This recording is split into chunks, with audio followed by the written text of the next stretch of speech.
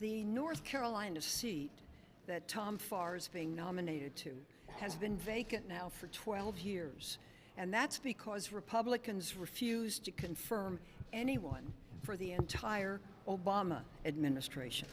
During his tenure, President Obama nominated two highly qualified African-American women to this seat, one who was originally recommended by Senator Burr. However, Republicans used their blue slips to block these nominees and to hold open the seat for over a decade. Now, President Trump, as you know, has nominated Tom Farr. He's got a long history of opposition to voting rights. In fact, he has been a leader in suppression of African American voters in North Carolina. This began in the 80s and 90s when he was counsel for the Jesse Helms campaign. In 1990, Helms was in a tight race with the mayor of Charlotte, you may remember Harvey Gantt, and the campaign implemented a strategy to suppress and confuse who were African American voters. The Helms campaign and North Carolina GOP implemented a so-called ballot security program. This program included sending more than 120,000 postcards, almost exclusively to African American voters, saying they were required to live in the precinct in which they would vote for at least 30 days prior to the election.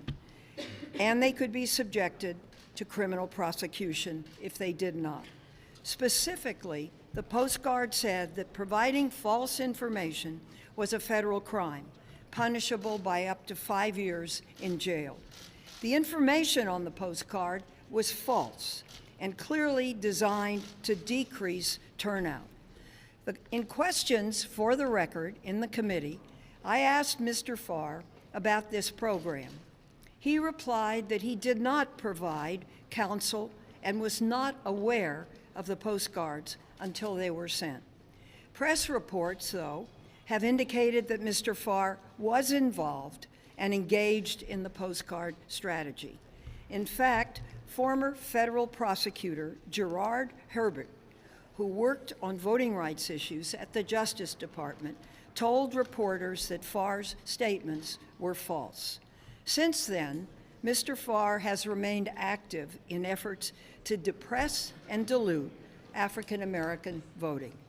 In 2013, he defended North Carolina's congressional and legislative districts, which were redrawn after the 2010 census to reduce the power of African American voters.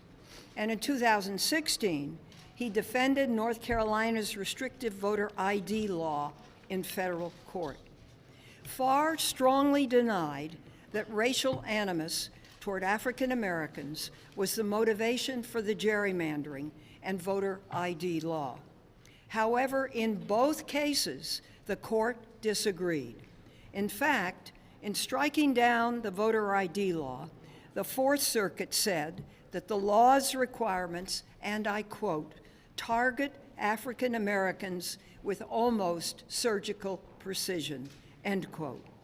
So there's good reason the Congressional Black Caucus, the Leadership Conference on Civil and Human Rights, dozens of other organizations, and all 49 Democrats are opposed to Mr. Farr's nomination.